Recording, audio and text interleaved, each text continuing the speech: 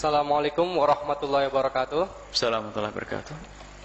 Buya yang saya hormati, saya ingin bertanya mengenai adab dalam mencari ilmu.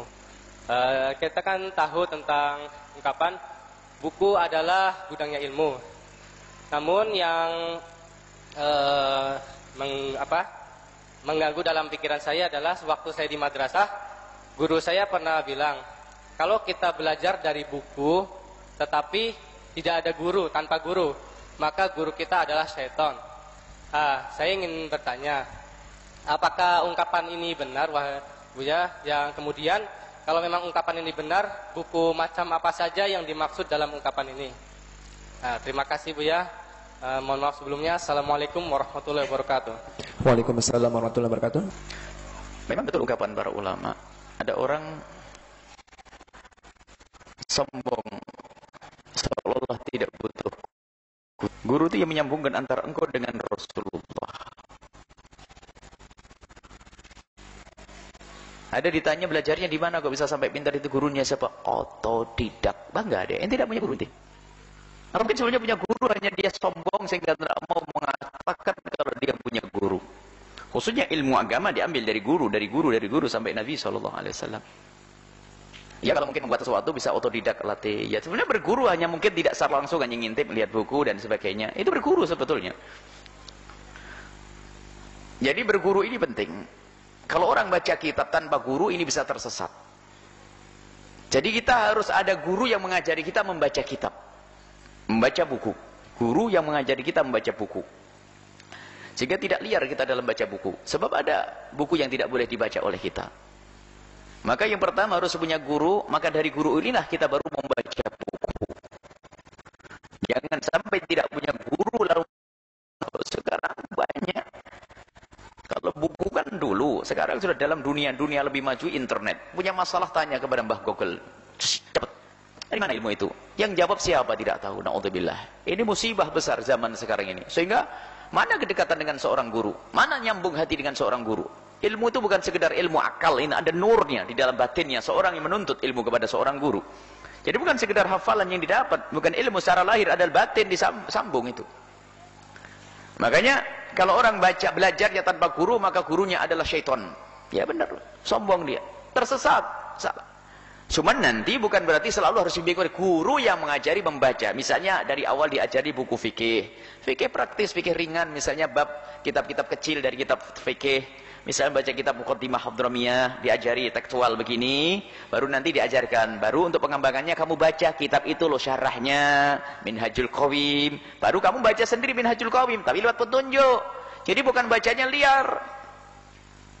Bebas membaca buku, tapi ingat petunjuk. Sampai kami ingatkan, kalau anda ingin beli buku pun, hendaknya anda tanya, bukan hanya sekedar judulnya baik, anda beli. Anda bisa terjerumus nanti itu akidahnya seperti apa. Jangan buang-buang waktu, jangan sombong deh. Itu aja sudah intinya. Ada orang ke toko buku, anda menyandalkan yang suka, judulnya menarik dibeli. Tidak tahu ini buku setan. Rugi anda membayar duit apa itu? Buku apa ini? Bukunya adalah ilmu. Makanya kalau anda ingin membeli harus lewat petunjuk orang-orang yang jelas. Biarpun petunjuk itu tidak secara langsung, tapi melalui sebuah bisanya anda punya seorang guru. Mungkin anda mengagumi seorang guru yang selama ini adalah mendidik umat, guru-guru besar yang ada di luar sana misalnya. Apakah Habib Abdullah Bahrun, Habib Umar bin Habib, Habib Abu Bakar Adani, atau Dr. Muhammad Said Al-Madi. Kemudian beliau mengisyaratkan, bacalah buku ini. Boleh, petunjuk itu. Itu petunjuknya. Bukan asal liar begitu. Akan tapi harus hati kita terikat dengan seorang guru. Ini yang menyelamatkan. Itu adab menuntut ilmu. Jangan tidak membanggakan seorang guru mursyid, guru penyambung kepada Allah dan Rasulnya, kecerdasan seorang hamba. Kadang sombong dengan kecerdasannya. Lihat, diajari guru pun noleh karena dia merasa bisa. Na'udzubillah. Yang menjadikan kau sambung adalah adab dan tata krama, akhlak yang baik. Bukan kita menyambungkan kita dengan seorang guru. Dan kalau ingin kepada Allah dengan seorang guru lebih cepat daripada kita menuju kepada Allah dengan diri sendiri. Ada pembimbing. Karena dengan dua kekuatan, kerinduanmu untuk baik dan kerinduan seorang guru untuk menarikmu untuk baik, lebih cepat. Orang kecebur. di sebuah sumur, dia akan menyelamatkan, bisa. Cuma tidak sempat saat ada orang yang menulurkan tangan kepadamu dan engkau pun mau langsung disambut naik ke atas cepat. Begitu juga orang di dalam menuju kepada Allah Subhanahu wa taala. Oh, dia merasa saya belajar ilmu tasawuf, membersihkan hati. Kedengkian ya enggak hilang-hilang dengkinya. Karena tidak begitu caranya. Kadang seorang guru ini adalah nur ya, seorang guru tiba-tiba dititipkan di hati seorang murid. Dan nur itu adalah sambung dari guru. Ada seorang datang kepada Rasulullah dan berkata, ya Rasulullah, aku diuji dengan syahwat yang bergolak terus sehingga aku mudah melakukan zina. Ingin benar di hadapan Nabi. Oleh Nabi diajak berpikir dengan akalnya. Kamu punya ibu? Punya ya Rasulullah. Punya anak perempuan? Punya ya Rasulullah. Punya saudari perempuan? Punya ya Rasulullah. Baik. Apakah kamu rela jika suatu ketika ada seorang laki-laki yang menzinai ibumu? Muka keluarga mulia, marah dia. Tidak ya Rasulullah, akan aku bunuh orang itu. Baik. Apakah kamu rela jika anak kesayanganmu itu dizinai oleh seseorang? Tidak ya Rasulullah. Rasulullah tersenyum dan berkata, begitu juga engkau berzina dengan perempuan. Perempuan itu adalah mungkin ibunya seseorang, atau anaknya seseorang, atau saudarinya seseorang. Tentu bisa ada orang yang marah. Nabi ngajak bicara dengan akalnya. Dia sadar, iya ya Rasulullah, mesti ada yang marah. Tapi masih belum sambung dengan Rasulullah saat itu. Iya Rasulullah, di sana tentu ada yang marah. Tapi saya susah meninggalkannya ya Rasulullah. Maka susah meninggalkannya ya Rasulullah. Nabi kasihan dengan orang tersebut, lalu dipandanglah wajah mata orang tersebut. Bertemu pandangan Nabi dengan pandangan orang tersebut. Lalu Nabi mengulurkan tangannya dan ditempelkan di dadanya. Di saat tangan Nabi ditempelkan di dadanya, tiba-tiba menitikkan air mata, lalu berkata, ya Rasulullah, mulai detik ini aku tidak akan lagi melakukan zina. Rupanya nggak cukup dengan niat dia untuk baik, tapi harus ditolong oleh seorang guru, ditarik oleh seorang guru. Itulah makanya dalam dunia tarbiyah itu ada namanya guru yang membimbing. Dan kadang ada rohaniat, kita duduk dengan guru itu susah maksiat. Keluar beberapa hari masih ada rohaniatnya, tapi seminggu jauh, aduh matanya jelalatan lagi. Memang begitu.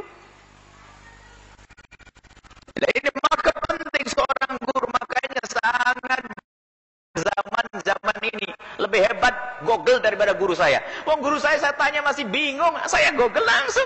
Wah, ini mulai setan yang mencarinya. Tidak, keberkahan nur melalui guru. Biarpun katanya guru kampung yang hanya mungkin menghafal beberapa ayat, ngerti ilmu. Karena dia mengambil ilmu benar dari guru sampai Rasulullah. Sekarang sudah zaman ini zaman rusak, lewat. Malas berguru dengan manusia, sombong. Padahal dulu adab.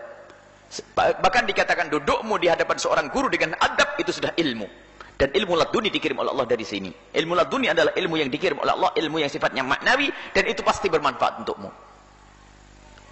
Ini bukan dengan kesombongan hafalan, bukan.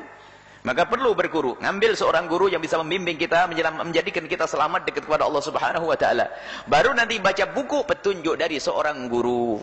Orang ada di pondok saja suatu ketika waktu kita cerita tentang keutamaan Siti Fatimah Zahra, kedahsyatan Siti Fatimah Zahra, ada anak salah satu santri, tak tahu lupa siapa namanya, terpesona dengan kita tentang Siti Fatimah Zahra, tak tahunya sampai di rumah salah. Ente beli bukunya siapa ini? Ternyata tentang Siti Fatimah Zahra yang ditulis oleh orang yang tidak sesuai akidahnya dengan kita. Di dalamnya cacian kepada Sayyidina Umar bin Khattab dan sebagainya. Ente salah beli. Dan begitu juga yang nanya toko buku saat ini seperti itu.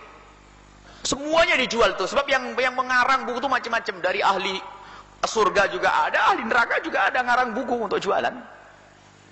Jadi iblis juga buat buku. Apalagi dunia internet, lebih dahsyat lagi.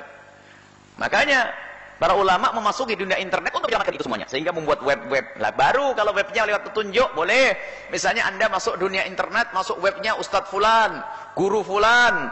Oh iya. Dan sudah terbukti itu miliknya dan diakui. Masuklah ke sana. Masuk. Iya. Itu zaman sekarang. Tapi kalau liar, sesatan akidah di sini.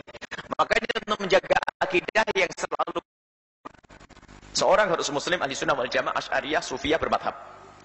Yang kedua, untuk menjaga keimanan dan akidah adalah manhaj talaqi yang harus kita tumbuh suburkan. Manhaj talaqi, belajar ilmu dari murid dari guru. Dari itu manhaj talaqi. Itu yang menjaga akidah kita, menjaga keimanan kita sehingga mata rantai lahir dan batin sampai kepada Nabi Muhammad sallallahu alaihi wasallam.